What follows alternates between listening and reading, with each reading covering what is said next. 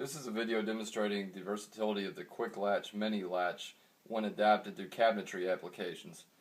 I'll keep this video relatively short as the operation of the latch is relatively self-explanatory.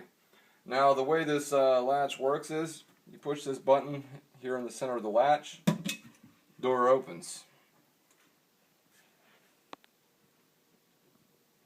The latching body is mounted onto the door there, and you have a mounting stud here on the other side of the cabinet. Once the cabinet door is closed, the latch automatically re-engages until the button is pushed again. Makes for a nice streamlined look. Here's the latch that's mounted onto the cabinet, demonstrating its operation once again. Just simple push button operation. On sale now at Quik-Latch.com. Thanks for watching.